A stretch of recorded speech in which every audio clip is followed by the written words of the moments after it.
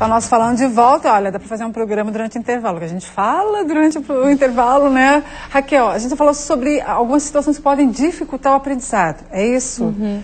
Eu quero muito, eu sou disciplinada, sabe? Eu tenho uma rotina de estudo, mas o que pode? Eu posso, talvez, detectar algum tipo de doença e trabalhar isso para aprender o que eu quero? Excluindo a questão da motivação, às vezes as pessoas têm algum distúrbio de base. A dislexia é a questão do autismo é outro, né? Tem autismos, né, que tem o grau leve, que as pessoas acham, ele tem uma dificuldade de comunicação, mas às vezes não é, às vezes ele já tem um quadro leve que vai ser difícil. Às vezes um paciente desse até gosta de falar mais em outra língua do que na dele.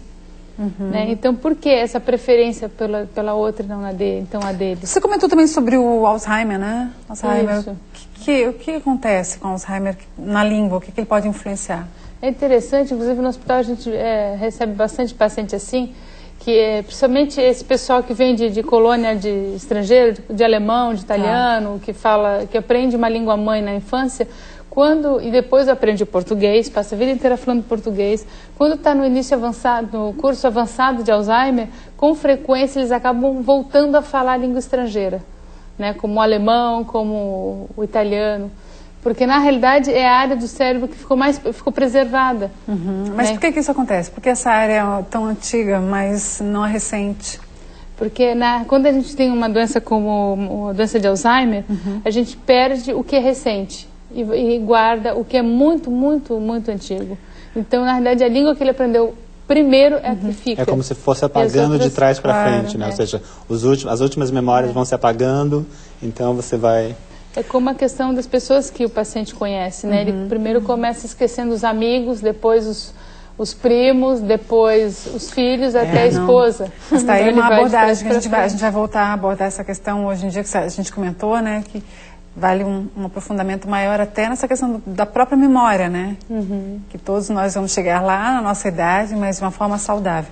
Agora, no caso da língua aqui, a Bruna falou que, por exemplo, existe aquela... eu vou falar um inglês mais norte-americano, um inglês mais britânico, né? Tem aquele que, good afternoon, né? Umas coisas assim.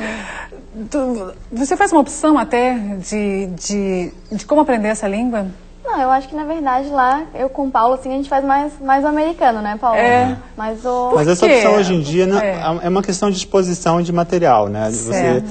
Por uma questão comercial, nós temos muito mais acesso. É só você verificar a TV a cabo, o que nós temos de acesso à programação da Inglaterra ou da Austrália, ou seja, quase nada.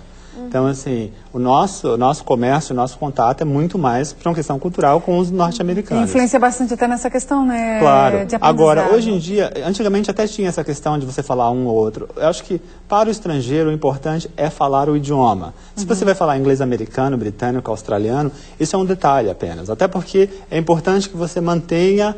Claro que o ideal é que você mantenha. Se fala americano, se fala inglês britânico, mas também você pode misturar. O importante, a pessoa que vai falar com você lá fora, ela não vai se recusar a falar com você porque você fala, ela vai ficar contente que mas eles respeitam, gente. De poder se comunicar com você no idioma que você se comunicar. Ontem à noite mesmo eu assisti a TV a cabo e eu vi uma brasileira em Tóquio, por exemplo. Ela foi entrevistar um japonês e eles falaram inglês. O inglês dela tinha alguns desvios, mas ela falava muito bem, tinha o sotaque dela, que fazia parte de sua personalidade, ou seja, é importante também isso. Às vezes a pessoa acha que ela tem que falar daquele jeito idêntico ao americano. Um estrangeiro que aprende português, a gente fica contente que ele aprenda o português e que fale com a gente. Se ele vai falar com sotaque de Portugal, de Angola, de onde que ele vai falar, é um detalhe. Se vai ter sotaque carioca ou... Já é um esforço de aprender a língua, né? Você não vai hoje em ficar... dia a gente está tudo muito americanizado, assim, né? Tá meio que um modismo. Você comentou, né? No próprio trabalho, nas campanhas. Na própria faculdade que eu faço de publicidade, a gente vê que hoje em dia muitas campanhas, mesmo sendo direcionadas para o público brasileiro, optam em fazer chamadas e fazer slogans totalmente, né? Todas as palavras em inglês. Uma palavra em inglês que você já usou em campanha, só pra gente falar. Não, na verdade, eu nunca usei assim, mas eu vejo... Mas que tu lembra que tu acompanha os projetos, assim, sei lá, follow your destiny, você siga o seu destino, isso, né? Assim, campanhas que eu já vi na faculdade, que amigos meus fizeram, né?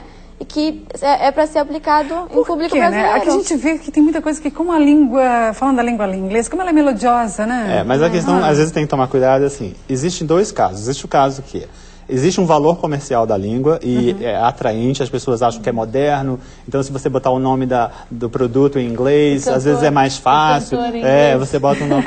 Agora, às vezes tem que tomar cuidado, porque também às vezes aí pode ter um complexo de inferioridade. A pessoa achar que em inglês é mais chique, ou que em inglês é melhor. Né? Uma língua não é nem melhor nem pior que a outra, é simplesmente uma língua. Mas em relação à melodia, o que você acha? Me ajuda. É a mesma coisa as músicas. Você tem gente que gosta de pagode, entendeu? Eu, por exemplo, adoro ouvir russo, adoro ouvir alemão. Tem gente que acha alemão horrível. Alemão parece estar brigando com a gente, eu adoro ouvir alemão, entendeu? Então, isso é uma questão pessoal. Claro. Então, essa questão de dizer que uma língua é mais bonita que a outra, é como dizer que uma flor é mais bonita que a outra. É simplesmente uma questão pessoal. Cada um com a sua particularidade, concordo. Agora, não achar também que uma porque ela é mais bonita, ou que ela acha mais bonita, que ela é superior. Não, são formas de se expressar. Perfeito. Entendeu? Todas veem um mundo, só que cada uma tem uma maneira de escrever aquele mundo. Ai, que lindo, Paulo. Mas não tem... O risco é isso. A pessoa querer botar nome de filho, já aconteceu isso comigo. A pessoa liga para a escola, a gente gostaria de botar o nome da escola, não sei o que, do bar, não sei o que lá, Maracujá. Mas a gente queria botar esse nome em inglês. Olha, a gente tenta mostrar para a pessoa, primeiro, a senhora vai ter uma dificuldade que os seus funcionários, se não falarem inglês, não vão saber nem pronunciar o nome do seu bar. Ai, é verdade. As pessoas vão ter até... Tem gente que tem vergonha de falar, vamos naquele bar lá, como é que é o nome dele? A pessoa, ela tem vergonha de falar inglês, então ela nem quer falar errado. Então, você já vai criar... Você acha que você vai criar um produto chique, atraente, e na verdade as pessoas às vezes vão ter medo de falar o nome do seu produto. Então, às vezes, vale mais a pena botar um nome 100% brasileiro, que as pessoas vão achar bonito, que vão ter facilidade. Mas a Bruna... Não, estava comentando que na faculdade a gente estuda bastante o comportamento do consumidor. A gente tem que saber com quem a gente está lidando, né? Porque público-alvo, né? Público-alvo, que às vezes tu quer passar por uma imagem, né? E acabou colocando um nome que não teve aquela pegada. Um produto, né, que é por terra por causa dessa situação.